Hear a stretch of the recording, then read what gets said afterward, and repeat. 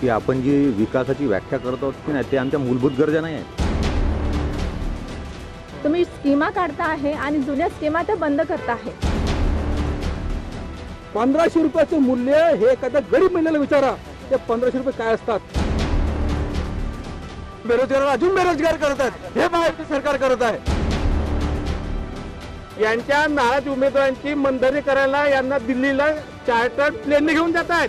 त्यांनी हवाईबद्दल बोलावं. नमस्कार, मी ज्ञानेश्वर पवार. लोकशाही टीव्हीचा विशेष कार्यक्रम आवाज लोकशाहीचा हा घेऊन आज आपण आलो आहे भंडारा जिल्ह्यातील साकोली या मतदारसंघामध्ये. साकोली हा मतदारसंघ अत्यंत महत्त्वपूर्ण हा मतदारसंघ आहे, कारण की याच मतदारसंघातून जे आहे ते काँग्रेसचे प्रदेश अध्यक्ष नाना पटोले हे प्रतिनिधित्व करतात. तर या मतदारसंघांमध्ये खरंच त्यांच्या कार्यकाळामध्ये किती प्रमाणामध्ये विकास झाला या संदर्भात आपण या ठिकाणी चर्चा करणार आहोत. आणि यावेळी त्यांच्या विरुद्ध ज्या महायुतीकडून जे उमेदवार देण्यात आले आणि त्याचबरोबर नाना पटोले यांची कशा पद्धतीने लढत राहील या सगळ्या संदर्भामध्ये आपण चर्चासत्र करणार आहोत. आपल्यासोबत या चर्चासत्रामध्ये जे आहे ते महायुतीचे भाजपचे पदाधिकारी या ठिकाणी उपस्थित आहे, त्याचबरोबर काँग्रेसचे पदाधिकारी उपस्थित आहे आणि सोबतच वंचित बहुजन आघाडीचे देखील पदाधिकारी उपस्थित आहे.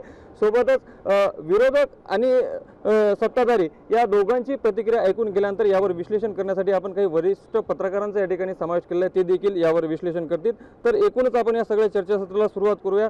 सुरुवातीला आपण काँग्रेसकडे जाऊया.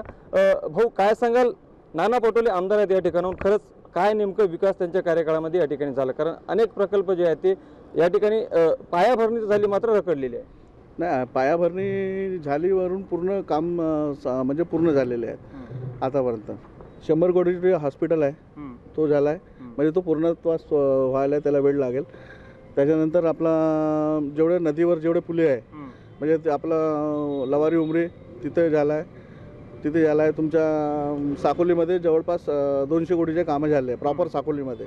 आणि साकोली तालुक्यामध्ये कमीत कमी 500 कोटीचे कामं झालेले आहे. म्हणजे असं हे नाही झालं, म्हणजे त्याला आपण पायाभरणी म्हणतो ना, पायाभरणी पूर्ण हे कामं झालेले आहेत. नक्कीच तुमची प्रतिक्रिया ऐकून आपण भाजपकडे जाऊया. दावा करता येते की कोट्यवधीचे काम आलेले आहे, त्याच आरोग्याच्या दृष्टीने विकास काम झालेलं आहे, कोट्यवधीची कामं जे नाण्याने आणि ब्रिजचे काम झाले, असा दावा काँग्रेसचा होतोय. काय तुम्ही? नाना भाऊ 25 ते 30 वर्ष या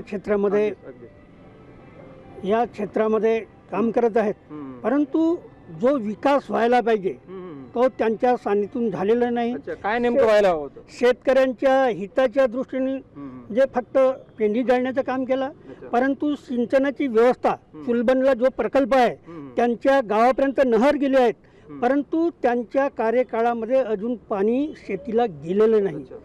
त्याच्यानंतर या भागात बहुसंख्य शेतकरी आहे, त्या शेतकऱ्यांच्या हिताच्या दृष्टीनं ज्या पद्धतीनं नितीन गडकरी साहेब आहेत, प्रफुल्लभाई पटेल आहेत, यांनी साखरेचे कारखाने आणले आणि शेतकऱ्यांना एक नवीन संजीवनी मिळाली आणि त्या संजीवनीच्या माध्यमातून हजारो कामगारांना, रोजगारांना काम मिळालं आहे. नक्कीच मी वंचितची प्रतिक्रिया ऐकून घेणार यावरती. प्रफुल्लभाई असतील, नितीन गडकरी असतील, यांच्या माध्यमातून कामं झालेले, काँग्रेसच्या कार्यकाळामध्ये कामं झालेली नाही असं त्यांचं मत आहे. वंचितची काय भूमिका? वंचितची भूमिका हे आहे की काँग्रेसच्या काळामध्ये 25 वर्षापासून रोजगाराला काही मिळाला नाही, काही काम मिळालं नाही. आपला भेल कारखाना जो आहे तो आता बी तसाच पडलेला आहे. त्यांनी पहिले अगोदर बोलला होता की मी भेल कारखाना चालू करेन, अद्याप काही ठिकाणा नाही सर्वच आता. आणि दुसरा राहिला आमच्या आरक्षणचा सवाल. गोर गरिबाच्यासाठी त्यांनी काय आरक्षणाबद्दल काही बोलले नाही. आता ते क्रिमिनल लावण्यात आले आहे. कोण बोलले नाही? आपले काँग्रेसचे जे बी काही पदाधिकारी आहेत. आणि दुसरी गोष्ट हे म्हणले ते आपले ते की आम्हाला आंबेडकर घराण्याशी काही करायचे नाही, ह्याबद्दल बोललेले आहेत ते लोक. मला एक विचारायचं, भेल प्रकल्पाचा आपण उल्लेख केला, याबद्दल एक संभ्रमता आहे. नेमकं भेल प्रकल्पाचा आरोप कधी प्रफुल्ल पटेलावर कधी काँग्रेसवर होतो, नेमका हा कोणामुळे रखडलाय, हा कोणाचा अपेक्षा? कोणामुळे नाही, हे आपला सर्व आपले जे आता आमदार जे आहेत त्यांच्यापासून पहिल्या ते आमदार खासदार झाले होते ते तर मी करीन परंतु काही केलं नाही. 0% आहे. मुंडीपारचे लोक तिथे उपोषणावर बसलेत, काही केलं नाही त्यांनी. अगदीच आपल्यासोबत वरिष्ठ पत्रकार आहेत, त्यांच्याशी आपण जाणून घ्या. ज्या पद्धतीने भाजपने या ठिकाणी जे आहे ते काँग्रेसवर आरोप केले आहे, काँग्रेस भाजपवर आरोप करत आहे, तर वंचितची भूमिका आहे, या दोघांनी काहीच केलं नाही. तुम्ही या ठिकाणी जे आहे ते लिखाण करता बातमीच्या स्वरूपामध्ये, तुमचं काय अभ्यास आहे यावरती, तुमचं काय मत? 2009 मध्ये जेव्हा प्रफुल्ल पटेल राष्ट्रवादी काँग्रेस आणि काँग्रेसच्या काळात हा मान्यता आलेली आहे. परंतु कसं आहे, प्रफुल्ल पटेल इलेक्शन हारल्यानंतर तो भेल प्रकल्प रखडला तर आणि आमदार लेवलचा तो काम नाही आहे, तो आहे सेंट्रल गव्हर्नमेंटचे काम आहे. तर जे काही आहे यांना याच्या अडलं कुठून? सध्याला आता केंद्रात सत्ता भाजपची आहे. हां, तर भाजपचा कसं आहे, भाजपाने म्हणजे जे महाराष्ट्र प्रदेश जे आहे यांची गव्हर्नमेंट यांना ताळमेळ साधून हा कारखाना चालू करायला पाहिजे होता. बजेट किती आहे, जागा तुम्ही किती आकारली. ओके ओके, मी भाजपकडून प्रतिक्रिया जाणून घेईल. भाऊ काय सांगाल? वरिष्ठ पत्रकार सांगते आता कोणत्या पक्षाचे पदाधिकारी नाही, त्यांचं म्हणणं आहे की प्रफुल्ल पटेल जेव्हा काँग्रेस आणि राष्ट्रवादीची युती आहे, आता वेगळं चित्र आहे महाराष्ट्राचं. आता राष्ट्रवादी त्या प्रफुल्ल दादा आता तुमच्यासोबतच आहे. तर हे जे काम आहे केंद्रावरून आणलेलं आहे, जवळपास 500 एकरहून जास्त जमीन जी आहे ती शेतकऱ्यांची या प्रकल्पामध्ये गेलेली आहे, पायाभरणी झालेली आहे. त्या काँग्रेसनं नाही केलं म्हणून हे आरोप तुमचं ठीक आहे, मात्र आता तुमची सत्ता आहे मागील 10 वर्षापासून, हा तरी पण का अपयश? नाना भाऊनी तो भेलचा प्रकल्प एकदाही लोकसभेत ताकदीनं मांडलेला नाही. ओके, तो त्या संदर्भात कुठलाही प्रश्न मांडलेला नाही. आणि म्हणून आम्ही खऱ्या अर्थानं शेतकऱ्यांचा किंवा आपल्या भंडारा गोंदियाचा सामान्य चांगला कार्यकर्ता नाना भाऊला आम्ही निवडून दिलं, तर नाना भाऊनी इथल्या सगळ्या प्रश्नाला वाचा फोडली नाही, त्यांनी पळवाट काढली आणि खऱ्या अर्थानं 2017 साली त्यांनी केंद्र सरकारमधून राजीनामा दिला. हो, माझी जेवढी भाजपची समज आहे, सामान्य कार्यकर्त्याचा आवाज देखील भाजपचे वरिष्ठ ऐकतात. नाना 2014 मध्ये भाजप सोडून काँग्रेसमध्ये गेले हे मान्य आहे, मात्र 2014 नंतर सलग तुमची केंद्रामध्ये सरकार आहे. एकाही कार्यकर्त्याने पुढाकार घेतला नाही हा प्रकल्प सुरू व्हावा आणि सामान्यांना रोजगार मिळावा म्हणून. नाही, आमच्या तिथं तो कोण नाना भाऊ होते ना, आमचे जे खासदार होते ते नाना भाऊ होते, तर नाना भाऊने विषय मांडायला पाहिजे. अच्छा, नाना भाऊने विषय मांडलेला नाही. अच्छा, त्यामुळे सर्वात मुडीची कुणाची आहे? नाना भाऊची आहे. नक्कीच नक्कीच. मी काँग्रेसकडे जाईल. भाऊ काय सांगाल? ते म्हणतात की 3.5 वर्ष नानाभाऊ खासदार होते, मान्य आहे. पण त्यानंतर 2014 पासून 2019 ही सरकार कोणाची? ती मोदी साहेबांची होती केंद्रामध्ये. आणि साकोलीच्या जनतेने सुद्धा त्यावेळेस केंद्रामध्ये भाजपाचा खासदार पाठवला. पण त्या 5 वर्षामध्ये, आणि हा प्रोजेक्ट आहे केंद्राचा, आता तुमचे जे पत्रकार साहेबांनी म्हटलं की हा प्रोजेक्ट ॲक्च्युली केंद्राचा आहे, अशा स्थितीमध्ये इथल्या खासदारांनी भेलचा प्रकल्प झाला पाहिजे याच्यासाठी काय भूमिका मांडली आणि किती प्रामाणिकपणे प्रयत्न केले त्यांच्या लोकांनी सांगावं. आणि आजही सरकार त्यांचीच आहे. आता हे म्हणतात की प्रफुल्ल नानांनी आपली भूमिका मांडली हा सुरू म्हणून. हो, 3.5 वर्ष भाजपाचे ज्यावेळेस ते आमदार होते त्यावेळेस त्यांनी पार्लमेंटमध्ये हा प्रश्न रेज केलेला आहे. पण तुम्हाला सांगतो की भारतीय जनता पार्टीची ही नीती आहे, जितके बी नवराष्ट्र कंपन्या आहेत हळूहळू यांना विकायचं, ते अदानी आणि अंबानीच्या घशावर टाकायचं आणि रोजगार संपवायचा. आजही परिस्थिती अशी आहे की आणि सगळ्या ज्या सरकारी नोकऱ्या आहेत ह्या खाजगीकरणामध्ये टाकल्या. आणि मोदी साहेबांनी मागील 10 वर्षामध्ये कोणता कारखाना उभा केला त्यांनी सांगावं. भाऊ तुमच्याकडे बोट दाखवत आहे, या सगळ्यांचं उत्तर तुमच्याकडून अपेक्षित. जवळपास नरेंद्र मोदीने 40 ते 50 कारखाने नवीन आणलेले आहेत. हा तेवढ्या लक्षात नाही. इथं 30% केंद्र सरकार रक्कम देते, बाकी 70% शेअर्समधून होते. हे मला असं ऐकायला भेटले आहे. त्याच्यामुळे तो कारखाना रगडलेला आहे. शेअर्सवाले भेटलेले नाही, त्याच्यामुळे तो कारखाना रगडलेला गेलेला आहे. अच्छा, हा मुद्दा रोजगाराचा आहे. मुद्दा रोजगाराचा आहे. या ठिकाणी कायनाईट जो माइन्स आहे तो देखील बंद आहे आणि त्याचबरोबर भेलचा हे देखील प्रकल्प. काय सांगाल तुम्ही? मी सामाजिक कार्यकर्ता या नात्याने तुम्हाला सांगू इच्छितो की आपण जी विकासाची व्याख्या करत आहोत की नाही, ते आमच्या मूलभूत गरजा नाही आहेत. आमच्या मूलभूत गरजा जे आहेत, फंडामेंटल राईट्स जे आहेत, ते आम्हाला त्याला विकासाच्या नावाखाली तुम्ही कोणी घेतच नाही. आमच्या मूलभूत गरजा काय आहेत? आम्हाला सन्मानाचं जीवन पाहिजे, स्वतंत्रता, समता, बंधुता आणि न्याय पाहिजे. या देशामध्ये लोकशाहीच्या नावावर स्वतंत्रता, समता, बंधुता आणि न्याय दिसतो आहे का तुम्हाला कुठेतरी? महिलांच्या अब्रू लुटल्या जात होत्या, आजही लुटल्या जात आहेत. आमची मुलंबाळं नोकरी नसल्या कारणामुळे आत्महत्या करत आहेत, आजही करत आहेत. शेतकऱ्याची मुलं, शेतकरी लोकमत आत्महत्या आधी करत होते, आजही करत आहेत. मला काँग्रेस बीजेपीशी काही घेणं देणं नाही. मला विकासाची डेफिनेशन नक्कीच. सामान्य नागरिकांच्या गरजा ह्या अतिशय साध्या आहेत. त्यांनी ज्या पद्धतीने सांगले त्या पद्धतीने सत्ता तुमची आहे. महाराष्ट्रामध्ये प्रत्येक कार्यालयामध्ये आज मोठ्या प्रमाणात पदभरती झालेली आहे. त्यामुळे रोजगाराचा प्रश्न पूर्णपणे सुटला असं म्हणत नाही मी, पण रोजगाराच्या दिशेनं महायुती सरकारनं चांगलं काम ह्या गेल्या 3 वर्षामध्ये केलं आहे. भाऊ, शेतकरी जो आहे तो जवळपास 50% जवळपास आपल्या मतदारसंघात शेतकरी आहे. धान उत्पादक सर्वाधिक आहे. मात्र धानाच्या जो काही भाव हमी भाव असतो, हमी भावासाठी नेहमीच रडगाणारा शेतकरी असतो, मात्र ती मागणी काही पूर्ण होत नाही. आता तर सुरुवात झालेली आहे ना, आता कापणी सुरू आहे.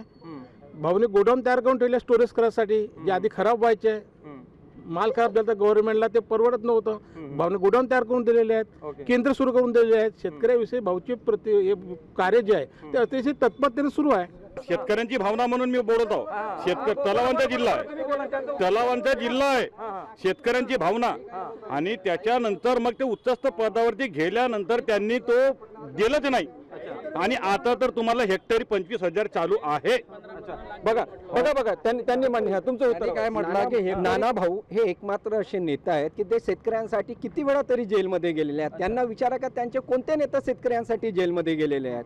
नाना भाऊंनी कास्तकारांना न्याय देण्यासाठी दर 15 किलोमीटरवर गोडाऊन्स बनवून दिलेले आहेत. आणि जितकी जास्त काळजी आमचे नेता नानाभाऊ शेतकऱ्यांची करतात तितकी काळजी घेणारा एकही नेता या क्षेत्रात नाही. म्हणूनच तर ते मागील 30 वर्षापासून जेही इलेक्शनमध्ये उभे होतात, जे आमदारकीचे असो किंवा खासदारकीचे असो, ते निवडून येतात. ते जेव्हा सध्या बीजेपीमध्ये होतात तेव्हा हे बीजेपीवाल्यांनी त्यांना निवडून दिले ना, मग त्यांना का बरं यांनी निवडून दिले. आणि यंदाही ते बहुतेक म्हणजे भरघोस मतांनी येथून निवडून येतील आणि महाराष्ट्राचे मुख्यमंत्री होतील.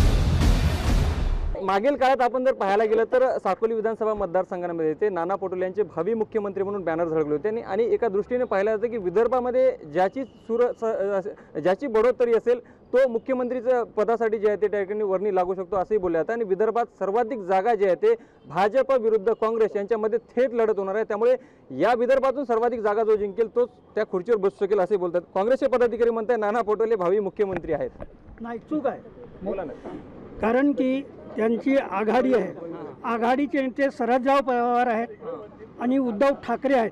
त्यांच्या तोंडून असा शब्द आतापर्यंत आहे. हे स्वतः मी भावी मुख्यमंत्री म्हणून असं बोलतात. नाही, कार्यकर्त्यांची मागणी बऱ्याच ठिकाणी दिसून आली. नाही नाही नाही, चुकीची आहे. फक्त हे काँग्रेसचे कार्यकर्ते बोलतात, बाकीचे सर्वसाधारणतः बोलत नाही.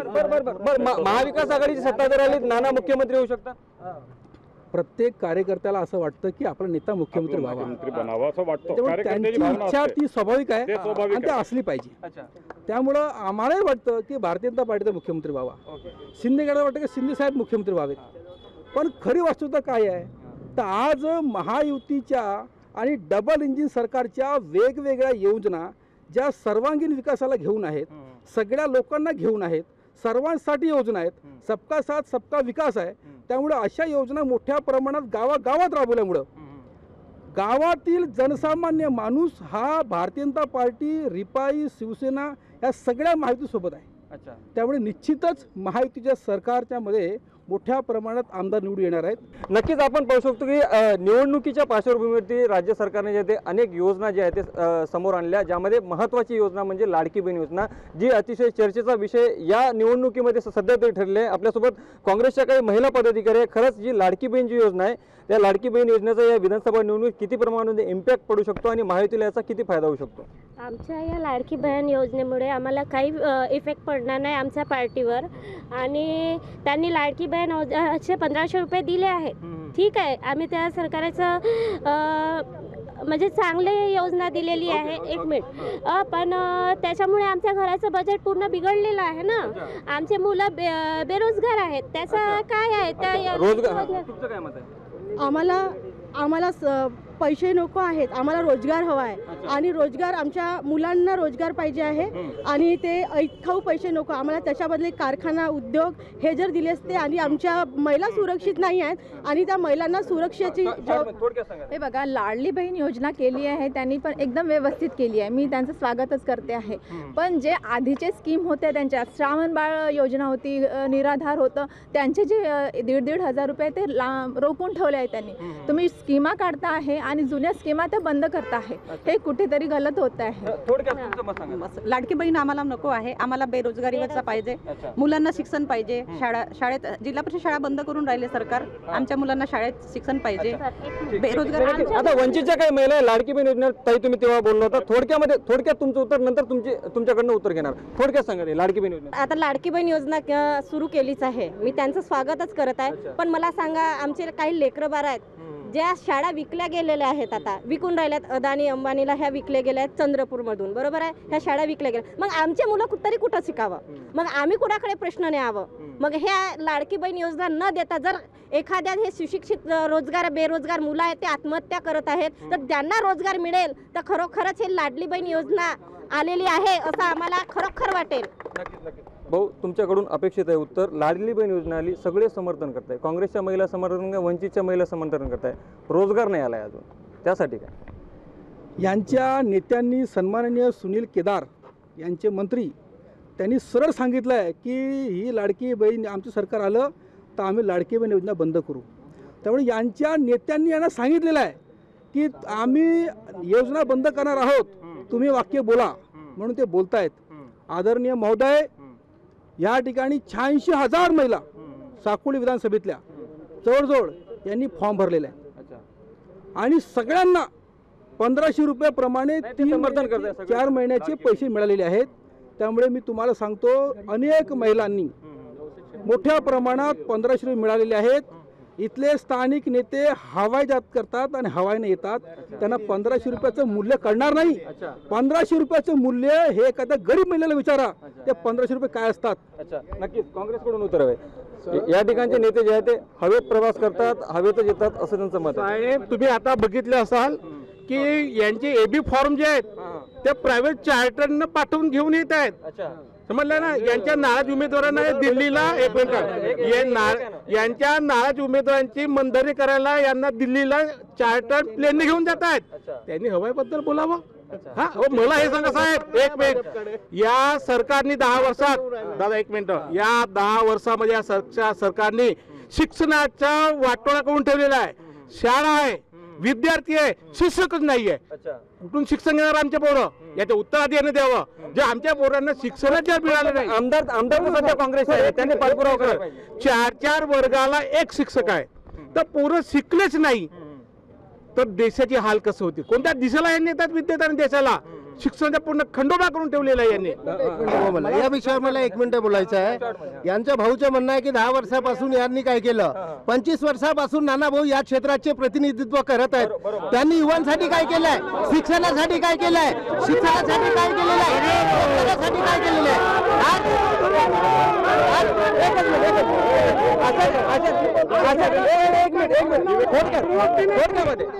इथं प्रत्येकाला बोलण्याचा अधिकार आहे. मोठं आहे, काँग्रेसचे कार्यकर्ते बोलताना आम्ही सगळे शांत राहतो. आम्हाला बोलताना त्यांनी शांत राहावं, त्यांनी शांत राहावं. आम्हालाही बोलता येतं, आम्हालाही बोलता येतं, आम्हाला आणि मुद्दे मांडता येतात. त्यांनी शांत राहावं. भंडारा जिल्हा परिषदेमध्ये काँग्रेसचे सभापती आहेत, शिक्षण सभापती काँग्रेसचे आहेत. त्या शिक्षण सभापतींची जबाबदारी आहे की मोठ्या प्रमाणामध्ये शाळांमध्ये शिक्षक देणं आणि नेमणं. मी तुम्हाला सांगू इच्छितो,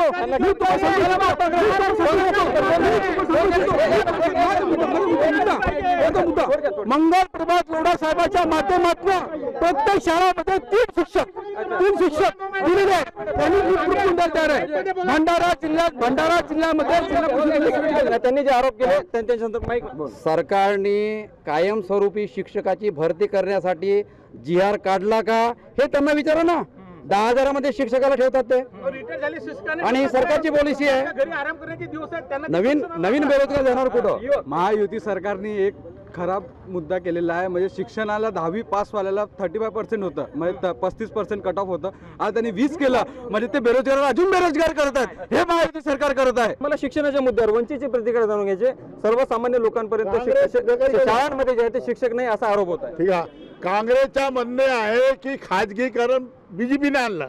खरा कारण आहे की नरसिंहराव सरकार आणि हे आपलं कानादेंचे आपला मनमोहन सिंग सरकार, ह्याच सरकारने खाजगीकरण आली आहे आणि पुरा बंठादार करून टाकला इथं. ऐकून घ्या. आणि सर्व जे आहे की नाही जे बीजेपीने केलं माणूस आहे त्यांच्या ते पालन करत आहेत. तेव्हापासून हे खाजगीकरणापासून हे नोकऱ्या गेल्या, सर्वच गेल्या, शाळा गेल्या, सर्वच गेल्या. हा सर्व काँग्रेस पासून आलेला आहे. मला बाकीच्या महाराष्ट्राची दुनियादारी काही मला ऐकले नाही आहे.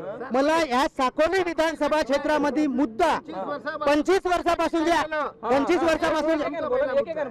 वर्षापासून जे या ठिकाणी राजकारणी आमदार आहेत ते मग बीजेपीकडून असतील, काँग्रेसकडून असतील, कधी अपक्ष असतील, त्या ह्या क्षेत्रामध्ये त्यांनी काय केलं नेमकं आणि शेतकऱ्यासाठी काय केलं आणि रोजगारासाठी काय केलं आणि अधिकाऱ्याला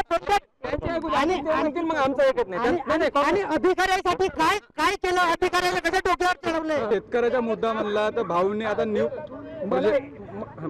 शेतकऱ्याचा मुद्दा आणला तर भाऊंनी आता न्यू प्रोजेक्ट आणण्याची कोशिश केली, पण आता थोडासा रखडलेला आहे. पहिला आहे तो आपला नवेगाव आपला भंडारा वनगंगा नदीतून कॅनल आणण्याने आणि चुलबनच्या कॅनलचं पाणी आणण्याने, अजून चुलबनच्या नवेगावच्या पाणी कॅनल आणण्याने, आणि जशी बारामती शेतकऱ्याची 2 लाख एका एकरात 20 लाख रुपये शेतकरी होते, आपलीकडे 2 लाख रुपये होते, तर त्या कॅनल आणण्याद्वारे आणि समोर भविष्य कसं बनवायचं, बारामतीला साकोलीला बारामती कसे करायचं हे नानाभाऊचं कर्तव्य आहे. आणि नानाभाऊ हे 101% आणणार म्हणजे आणणार.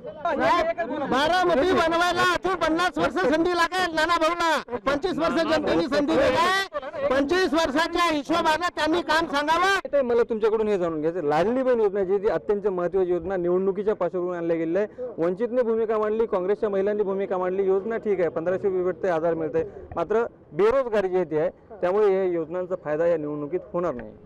बिलकुल 100% होणार. का बरं नाही होणार? आजपर्यंत महिलांना जसं विधवा असली त्याचाच विचार केला जात होता.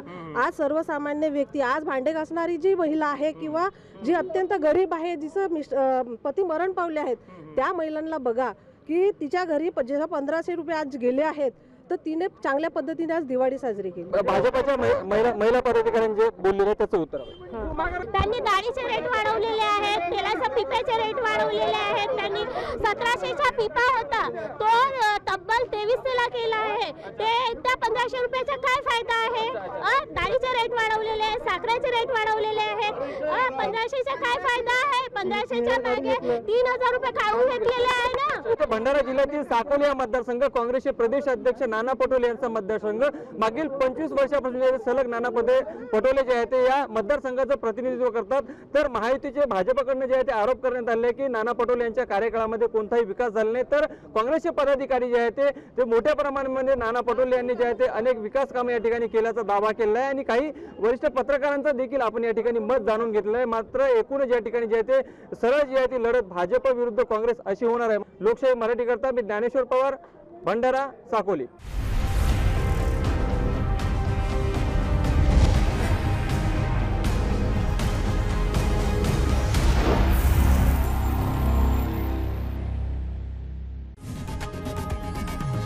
लोकशाही मराठी ऐका, पहा, जागरूक रहा.